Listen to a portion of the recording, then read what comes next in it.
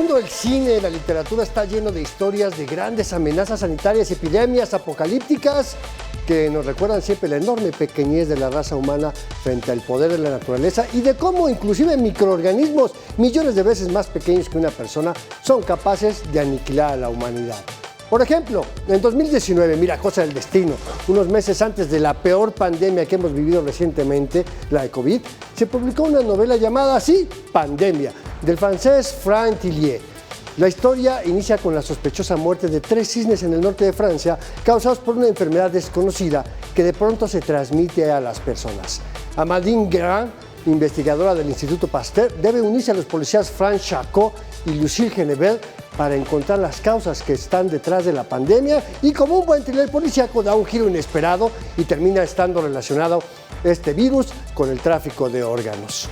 Te doy la bienvenida a una emisión más de Expediente CMN, donde vemos la realidad desde todas las perspectivas posibles. Yo soy Andrés Solís, me da mucho gusto recibirte en esta pantalla donde hacemos periodismo útil. Hoy hablaremos de cómo se encuentra nuestro sistema de salud pública, de las inversiones y el gasto creciente y de las mismas carencias y deficiencias y sobre todo cómo hemos enfrentado con este sistema de justicia y de salud, por supuesto, el regreso de padecimientos que estaban prácticamente erradicados como el sarampión, consecuencia de malas decisiones en la política vacunal en lo que va solo de este siglo. Así que no te vayas, te invito a que te quedes y comencemos con el reportaje de la semana.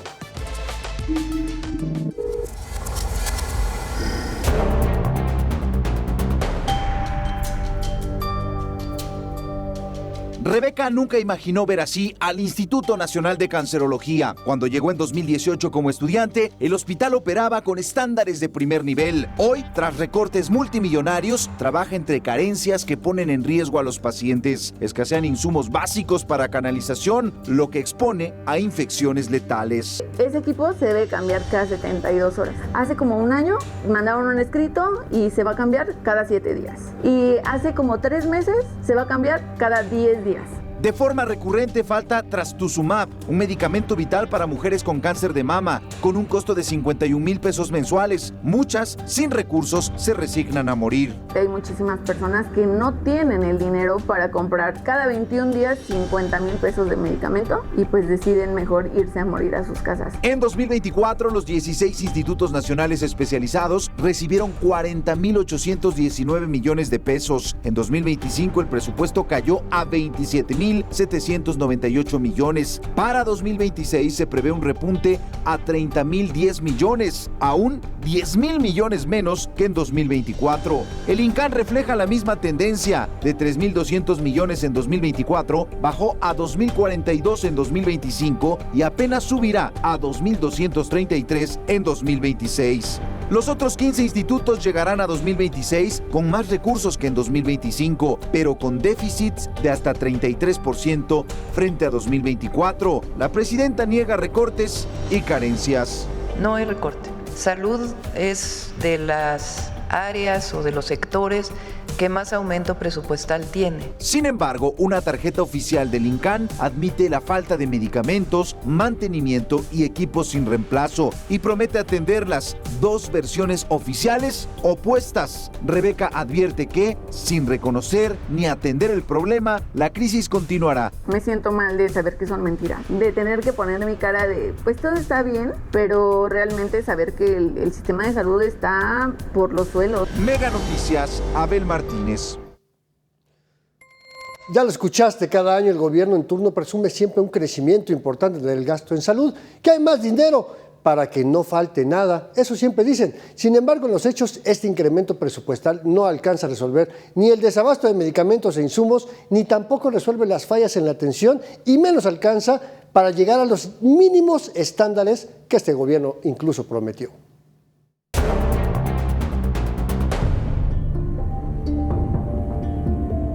Aunque el gobierno presume que en 2026 habrá más recursos para salud, el aumento es mínimo y no resolverá el desabasto, la falta de insumos ni la mala atención. En 2024, el gasto fue de 970,000 millones de pesos. En 2025 cayó a 918,000 millones. Para 2026 se proyectan 996,000 millones, un alza nominal que equivale apenas a 2,6% más que en 2024 y que la autoridad destaca. Aumenta la inversión en En salud, por ahí ha estado saliendo en las redes que disminuye. Falso. Especialistas advierten estancamiento. El gasto en salud representa solo 2.6% del PIB, muy lejos del 6% recomendado por la Organización Mundial de la Salud. México debería invertir alrededor de 2.6 billones de pesos, no una tercera parte. No logramos aterrizar un modelo en donde en serio podamos no solamente invertir más, sino priorizar en serio la parte preventiva. En 2018, 16% de la población no tenía acceso a salud. En 2020 subió a 28%. En 2022 llegó a 39%. En números absolutos, los no cubiertos pasaron de 20 a 50 millones. Cada vez se está volviendo más grande el problema y no hay una propuesta ni una visión de cómo solucionarlo a corto, mediano y largo plazo. El caso de la madre de Rebeca lo ilustra. El ISSSTE emitió un diagnóstico erróneo y solo un médico privado logró salvarle la vida. Nosotros pues supimos que era una trombosis. Fue al ISSSTE y le dijeron que era una infección de tejidos blandos. Después tuvo que pagar a un particular y le dijo efectivamente que era una trombosis. Además, la distribución del presupuesto de 2026 profundiza desigualdades. El IMSS tendrá un aumento de 11.7%, de 499,000 a 557,000 millones. El IMSS Bienestar crecerá solo 0.8% y la Secretaría de Salud sufrirá un recorte de 3.2%. Así, los asegurados reciben más recursos, mientras los no asegurados quedan rezagados. Mega Noticias, Abel Martínez. La promesa de un sistema de salud como el de Dinamarca pues ya quedó solamente en el discurso del pasado. Este país invierte cerca de 8% de su economía en salud. México ni así alcanza la mitad de lo recomendado por la OMS. La diferencia no es solamente narrativa, se refleja en el acceso, en los resultados y especialmente en las vidas que se pierden.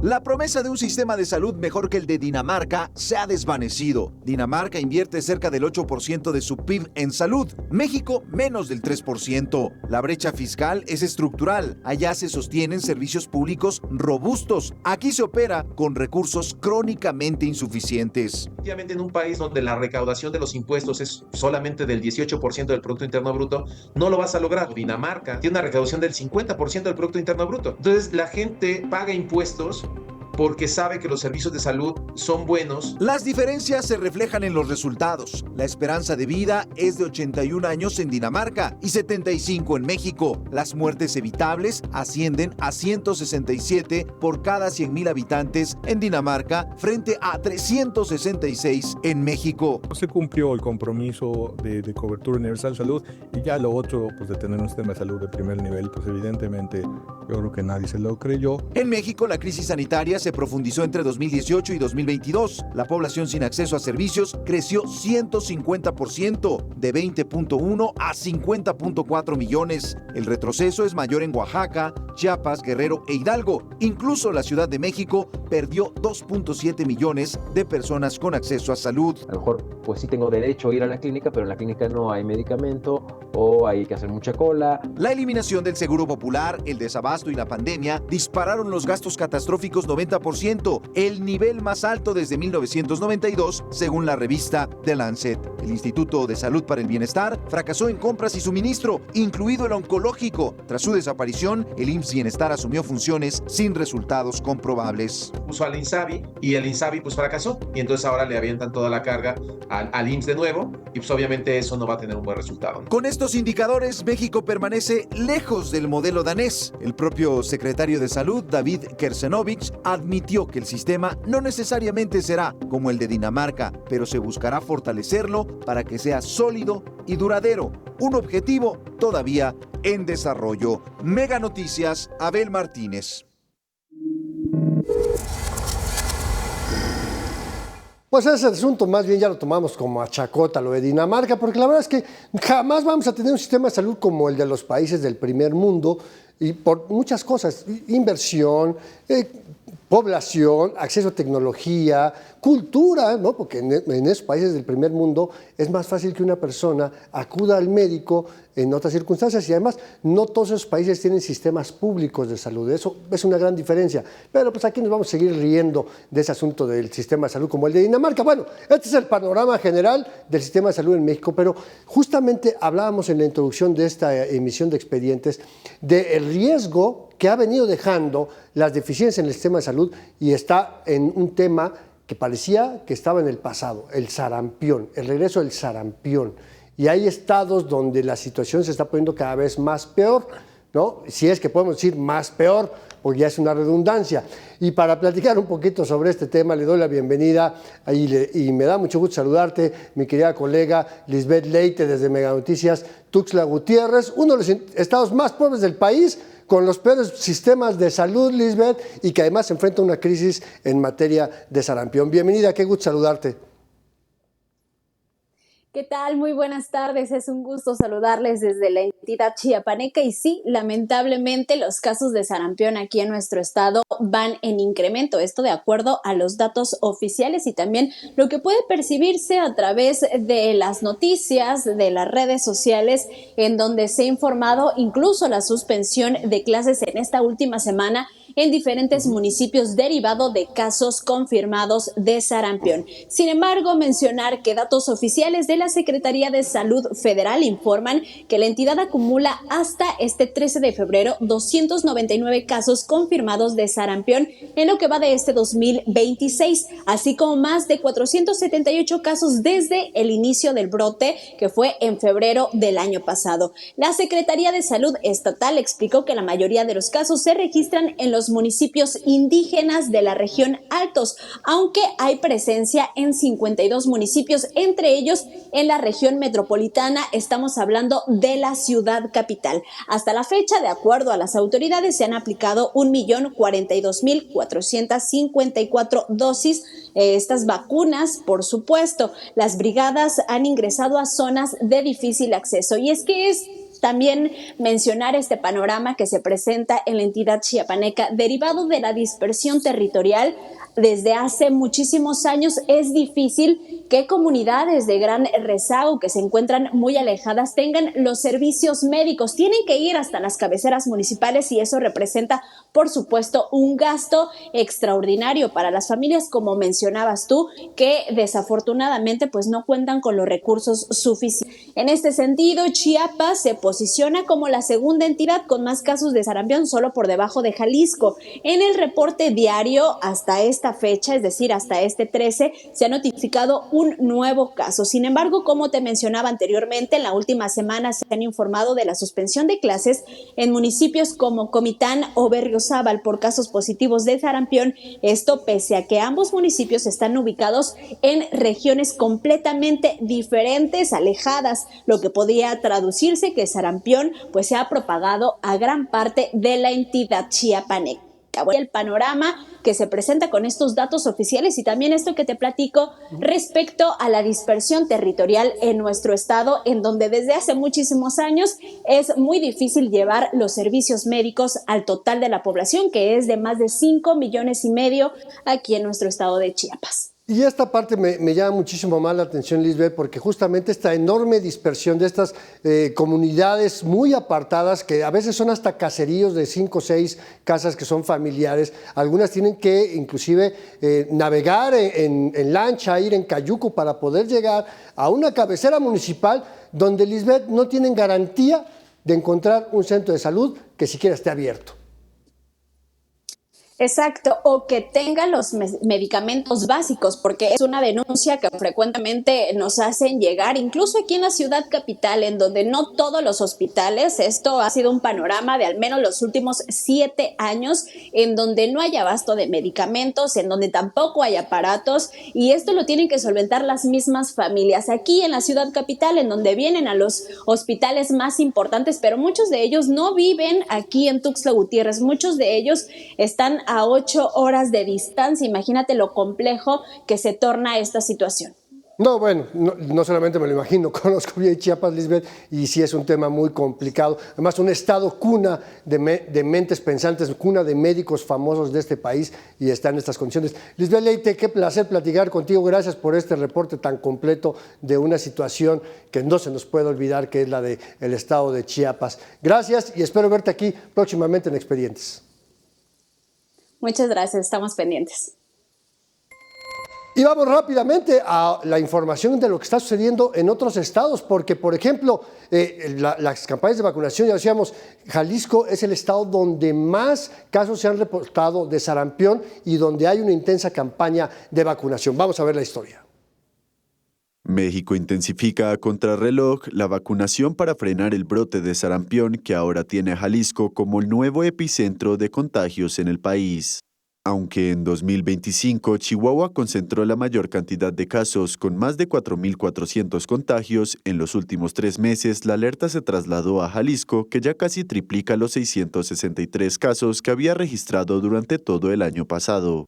Según la Organización Panamericana de la Salud, México acumula más de 6.400 casos en lo que va de 2026, la cifra más alta del continente. Ante este escenario, autoridades estatales desplegaron brigadas casa por casa y módulos en plazas públicas y centros comerciales con la meta de aplicar hasta 50.000 dosis diarias y alcanzar 1 millón de vacunas antes de que termine febrero.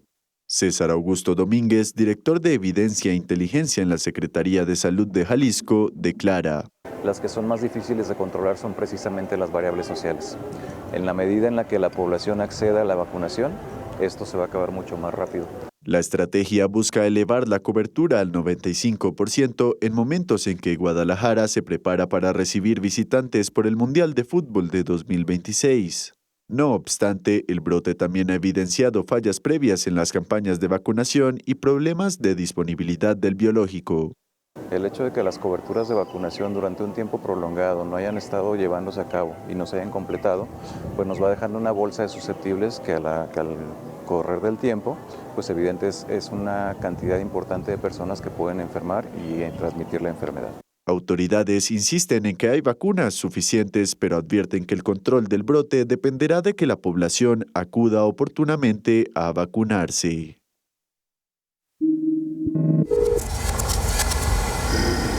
Y cuando la realidad supera la ficción, pero sobre todo la declaración pública, vamos a los cuentos 50 y rápidamente el número 1.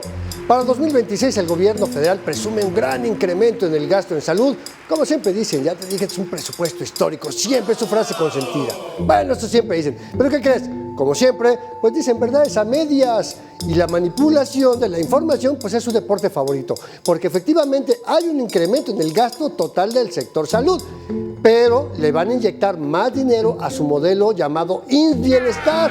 Llevamos años dando tumbos con este supuesto modelo de universalización de los servicios de salud. Sí, es el INSABI, ¿te acuerdas? No, bueno, ahí se va toda la lana. Pues, ¿cuál incremento? Bueno, vamos a los cuentos 50, número 2. Presumen un presupuesto histórico en el gasto en salud con tal de garantizar acceso universal a todas las personas a la salud de calidad y especializada. Bueno, bonito, oye. Pues existen hospitales e institutos de alta especialidad que dependen de la Secretaría de Salud que ofrecen servicios gratuitos a quienes no tienen derecho a evidencia en el IMSS o en el ISSSTE. Hospitales, algunos de ellos están en el top 50 de los mejores del mundo y de América, como el Gia González, el Juárez de México, y a ellos les han quitado presupuesto. En 2024, los 16 institutos nacionales recibieron en total 40.800 millones de pesos. En 2025, los bajaron a 27.798. Y para 2026 los recuperaron y en conjunto tienen 30.000 millones de pesos. Pero siguen siendo 10.000 millones menos que en 2024. Así, bueno, pues este es el incremento, ¿no? Vamos. Más adelante vamos a realizar con más historias de cuentos 50. Mientras tanto, vamos rápidamente un corte, no le cambie. Seguimos aquí en Experiencia MN a través de la señal de Mega Noticias.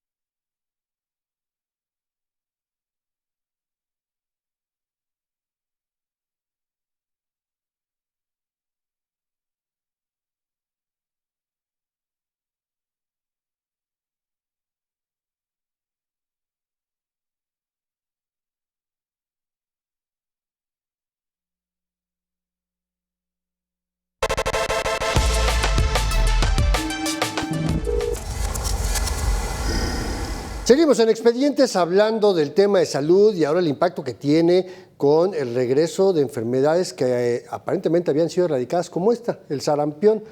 Y pues queremos analizar si hay realmente una relación causa-efecto entre reducir gasto, cambiar políticas públicas y pues este tipo de situaciones. Y para platicar un poquito más de esto, le doy la bienvenida a Jorge Baruch, responsable de la Clínica del Viajero de la UNAM, experto en políticas de salud global y en una de las ramas más importantes de la salud, que es la epidemiología. Jorge Baruch, bienvenido, gracias por acompañarnos aquí en Expedientes.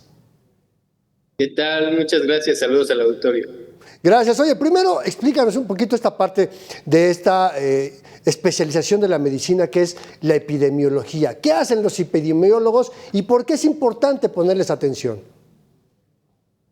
Bueno, la epidemiología se enfoca justamente en el origen de brotes o de enfermedades que normalmente no estaban circulando en alguna población o no estaban presentes de manera importante en alguna región geográfica, y justamente es lo que ayuda a estudiar este tipo de brotes, de alertas, incluso de reintroducción o de reemergencia de algunas enfermedades o patologías o afectaciones determinantes que influyen en la calidad de vida y en la salud y el bienestar de una población. Entonces, prácticamente tiene un impacto muy importante en todas las esferas de la medicina e incluso del bienestar, va más allá, nutrición, exposición a factores como químicos, contaminantes, también tiene que ver con la calidad de vida de una población para el acceso a los servicios de salud,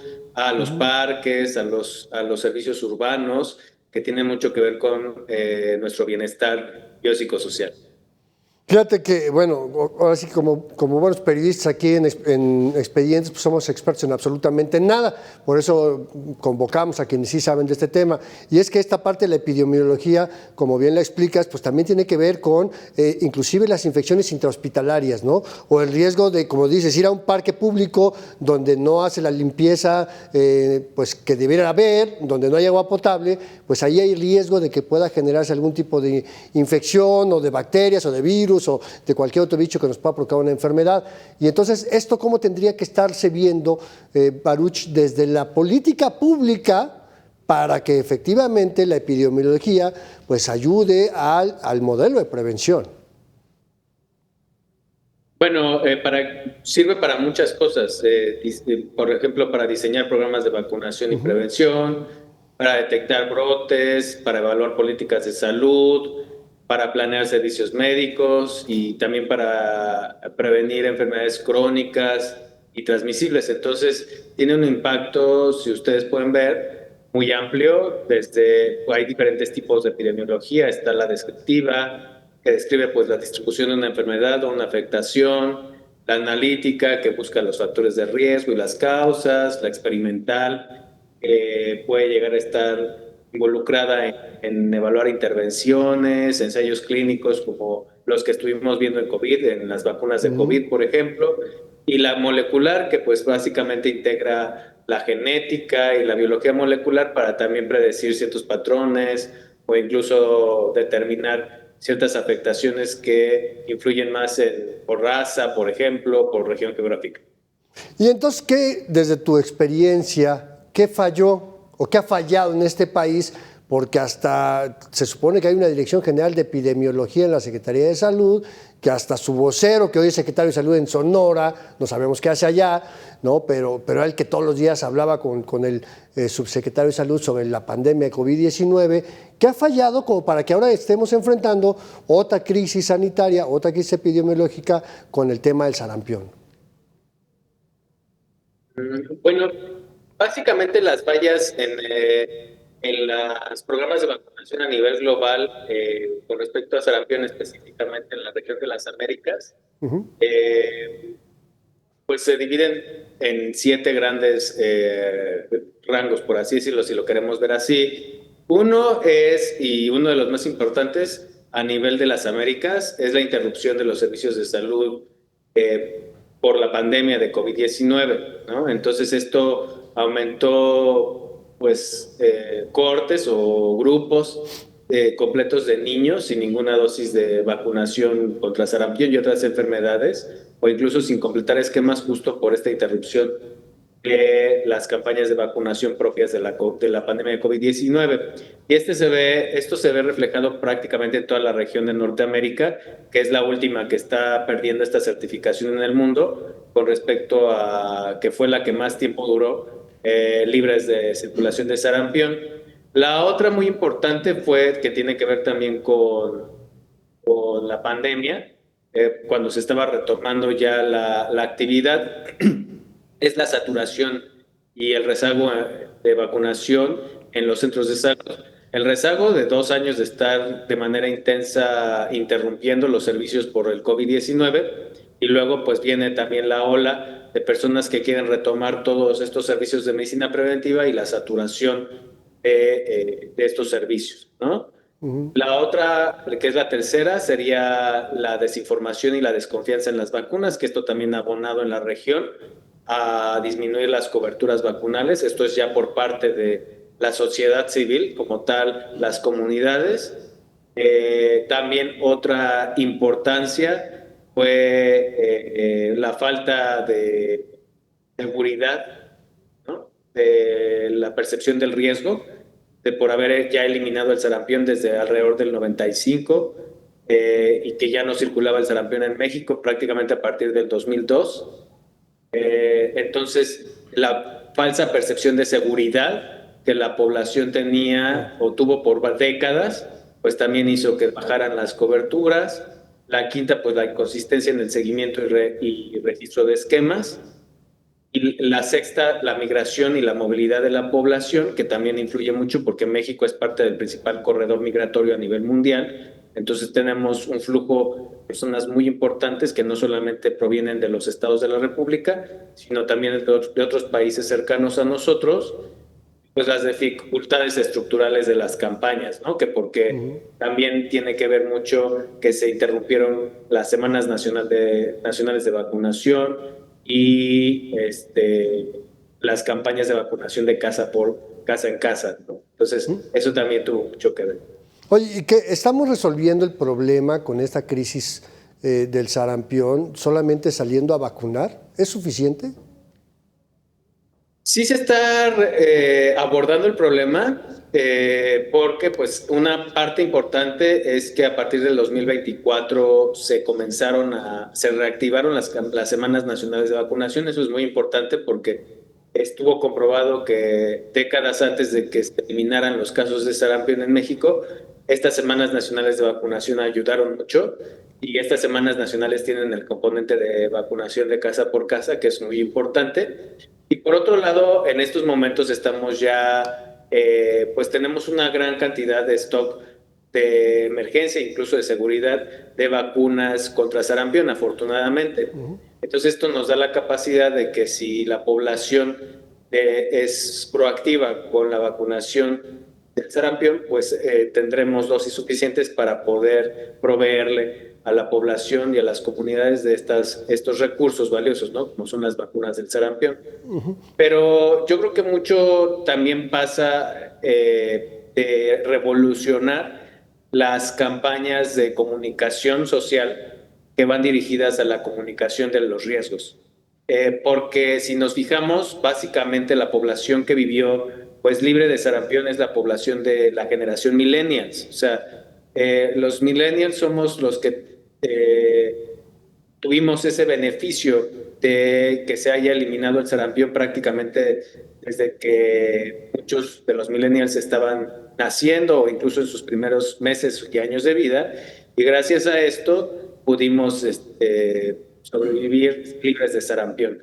Sin embargo, como crecimos libres de esta enfermedad, esta percepción de riesgos pasa a ser prácticamente nula, porque no convivimos con casos de sarampión, no sabemos lo que es el sarampión, no sabíamos, y pues ahora muchos de los padres millennials que crecieron sin percibir este riesgo, pues demeritan la necesidad de vacunar a sus hijos, y con ello pues también tiene mucho que ver esta baja en la cobertura de vacunación que pasa por la pandemia, pero también pasa por la cultura de percibir el riesgo alto y llevar a sus hijos de inmediato, en cuanto acababa la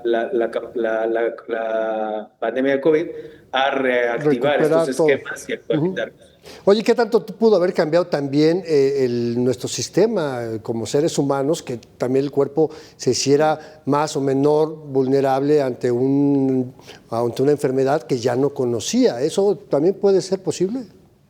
También existe, por ejemplo, en la Encuesta Nacional de Salud del 2024, en donde se hace una encuesta representativa de todo nuestro país, para ver la seroprevalencia de anticuerpos contra sarampión.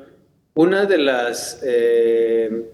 lo que se hace mención, uno de los argumentos de los que se hace mención es justamente que la población de 19 hasta 39 años probablemente no solamente es la segunda en frecuencia de baja seroprevalencia en nuestro país, después de la de niños menores de 5 años, pero puede ser que sea probablemente no solamente porque no completaron sus esquemas de vacunación o no los iniciaron, pero también puede ser porque cuando nació esta generación de 19 a 39 años que actualmente tiene esa edad, como no se expuso de manera natural a la circulación del virus, puede ser que la memoria inmunológica y la capacidad de nuestro cuerpo para responder a esta infección que reemerge sea menor.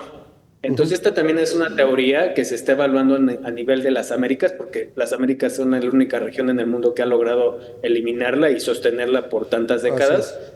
Y es lo que se está evaluando. Por eso se está convocando también a la población de menos de 50 años de edad a vacunarse, a que reciba un refuerzo de la vacuna, a pesar de que haya comenzado sus esquemas de vacunación. Porque también al no estar circulando el virus y no estar en contacto constante con el virus, nuestro cuerpo puede llegar a olvidarse de que existieron estas primeras dosis de vacuna en nuestra infancia, al año y al año y medio o a los 6 años. Oye, Jorge, rápidamente dime, ¿hay riesgo de que puedan regresar otras enfermedades en las cuales también rompimos el esquema vacunal, que también ya habíamos medio erradicado, como la polio, alguna otra que tú puedas ver en el panorama en el corto, mediano, largo plazo? No, hasta el momento no hay riesgo de alguna otra. Sabemos que, por ejemplo, el tema de tosferina o pertussis es cíclico, o sea, cada 2-4 años está regresando y los brotes y las olas de contagio importantes en niños, y por eso es importante que mantengamos tasas altas de vacunación y revacunación. El virus de la polio también es muy difícil que regrese, por lo menos en el continente americano, en específico México, porque se incorpora desde niños a la vacuna hexavalente. Entonces, y esta vacuna hexavalente se aplica en varias dosis a partir de los 2 meses de edad y hasta los 4 años, entonces, incluso hasta los 9 a 11 años hay un último refuerzo. Entonces, es difícil que nos veamos en esta situación en algunas otras infecciones. Lo que sí es, alarmante, es que estemos viendo ya casos o complicaciones del sarampión, porque el sarampión es una enfermedad que provoca hasta en el 10% de los casos estas complicaciones permanentes que disminuyen la calidad de vida de una persona, pero pues desde prácticamente de los 5 o 4 años, que es el grupo más afectado. Entonces va a ser una carga de la enfermedad que la sociedad en su conjunto va a estar expuesta por muchas décadas, y esto tiene un impacto muy importante no solamente en la persona que lo padece, sino en la sociedad en general, para proveerlos de cuidadores y de servicios permanentes. Entonces es una carga muy importante que se puede evitar vacunando. Donde de repente tampoco hay mucho presupuesto. Bueno, Jorge Baruch, responsable de la Clínica del Viajero en la UNAM, experto en políticas públicas de salud global y epidemiología. Gracias por esta explicación muy clara, concisa, y pues yo espero que sea la primera de muchas más conversaciones aquí en Expedientes, pero te pido que nos regales unos segunditos más, si te parece, nada más hacemos un cambio de sección y regreso contigo. ¿Te late? Claro que sí, con mucho gusto. Vámonos entonces a De Bote Pronto.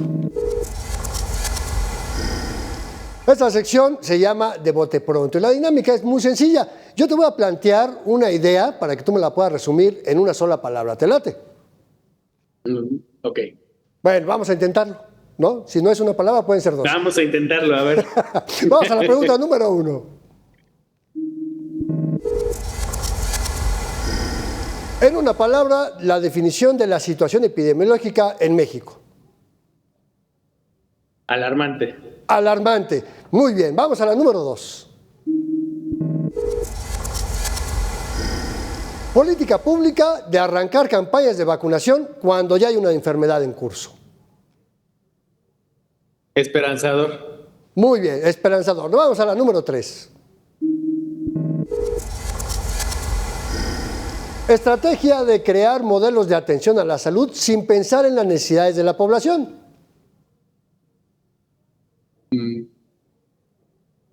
Replantear. Hay que replantearlo. Muy bien. Vamos a la número 4. Y esta es la que nos toca a nosotros, ¿no? Acción de cuidarse, reducir riesgos y evitar contagios entre las personas. Bienestar colectivo. Excelente, me gusta esa definición. Bienestar colectivo. Muchísimas gracias, Jorge Baruch, por habernos acompañado aquí en Expedientes. Te espero en una próxima emisión. Muchas gracias a ti. Saludos al auditorio. Que tengan buen fin de semana. Nosotros continuamos con más información. Si te parece, vamos rápidamente a un corte. No le cambies, seguimos en Mega Noticias, seguimos aquí en Expedientes.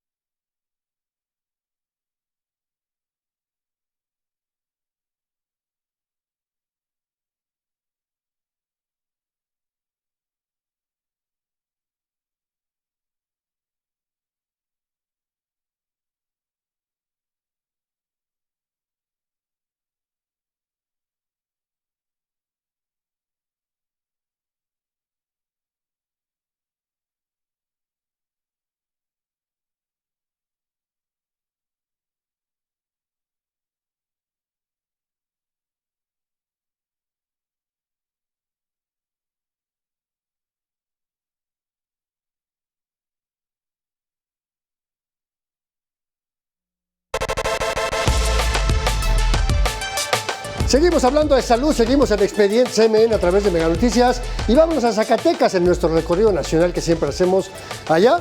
La salud, la promesa que no llega a pesar de la transición al IMSS Bienestar y permanece la incertidumbre.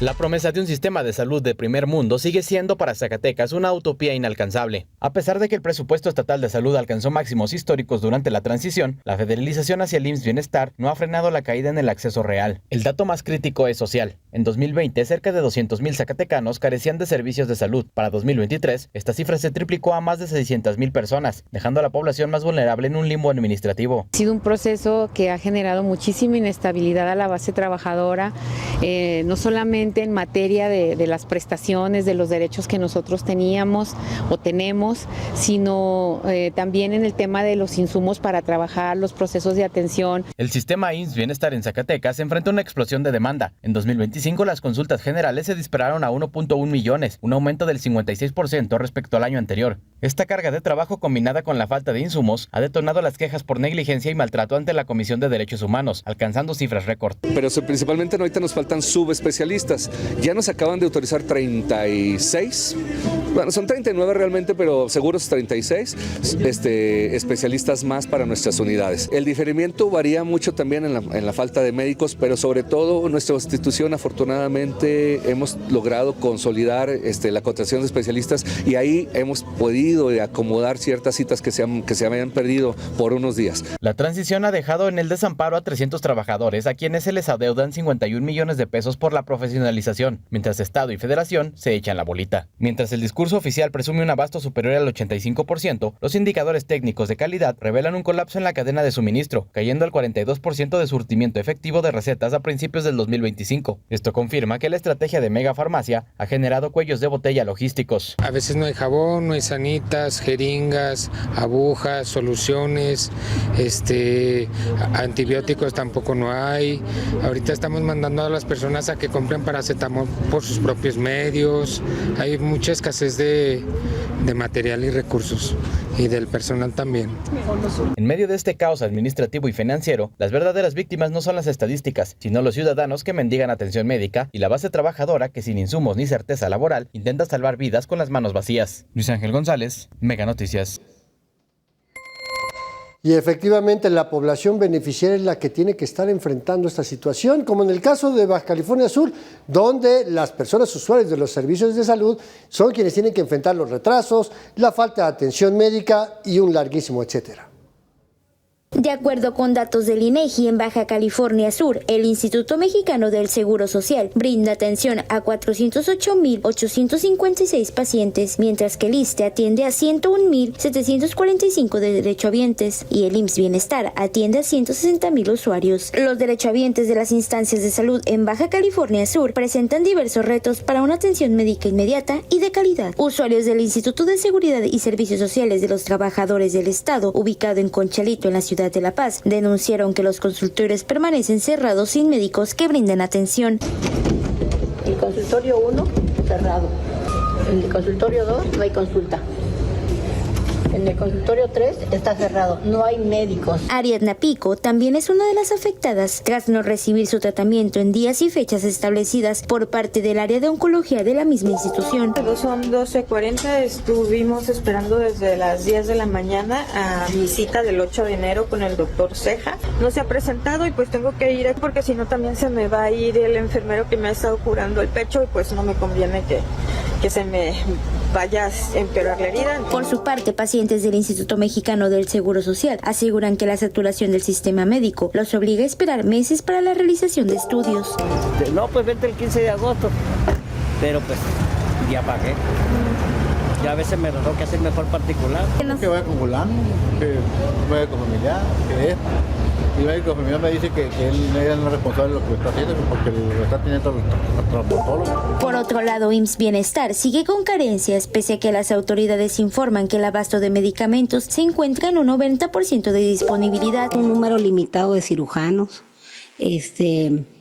psiquiatras, se fue el cardiólogo, cirujano cardiopediatra, también por falta de oportunidades, por falta de insumos, incluso el hartazgo de decir no tengo con qué trabajar. Aunque las autoridades aseguran avances en inversión y abasto de medicamentos, los testimonios de usuarios de las instancias de salud reflejan que la saturación, la falta de personal y los largos tiempos de espera continúan afectando el acceso a la atención médica. Anaí Villicaña, Mega Noticias.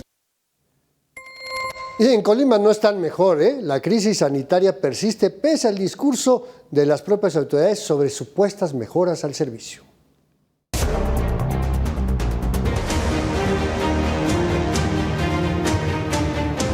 Pese a la crisis en el sistema de salud, Colima contempló en su paquete económico 2026 apenas 1,018 millones de pesos, casi 1,488 millones menos que el año pasado.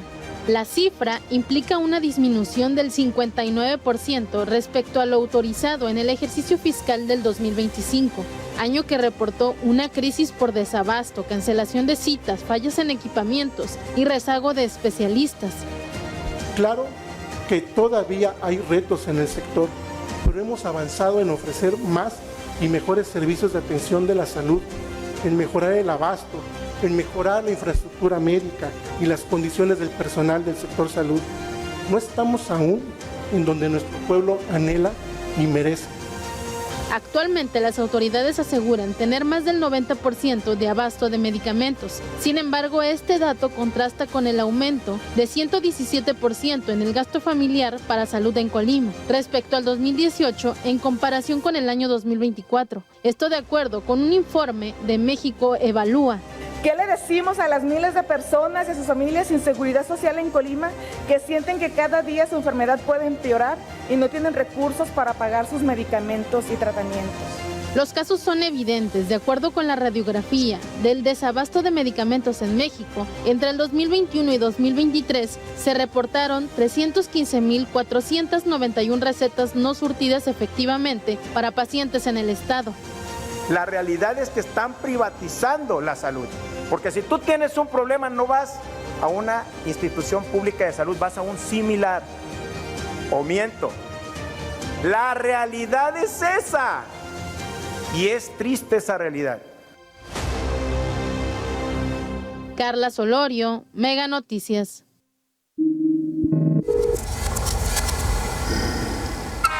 Y cuando la realidad supera la ficción, pero sobre todo, pues vamos al cartón de la semana, ¿no? Una imagen dice más que 1000 palabras.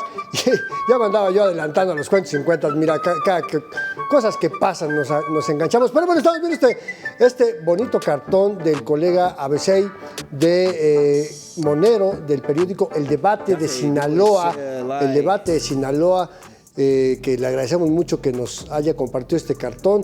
Lo anduvimos buscando, la verdad es que no pudimos ubicarlo para que nos platicara su cartón, pero como siempre, pues esta imagen dice más que 1000 palabras, a pesar de los intentos de la vacunación, pues la falta de atención, la ineficacia y el desabasto de medicamentos, pues le dejaron estos resquicios para que el sarampión pudiera volver a entrar a nuestro país. Gracias, ABC, por este cartón.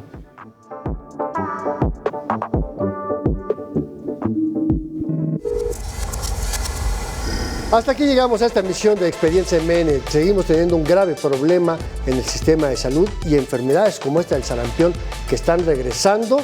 No hay riesgos inminentes para otros padecimientos, pero no quiere decir que estemos bien. Tenemos que mejorar nuestra situación como país y es con gasto, con inversión y políticas públicas efectivas, no solamente con discursos políticos. Bueno, hasta aquí esta emisión de Experiencia MN. Gracias por acompañarme aquí en este programa donde hacemos periodismo útil. Gracias a Héctor Jiménez y a todo el equipo de producción por acompañarme. Soy Andrés Solís, te invito a que te quedes en Mega Noticias. Te espero la próxima.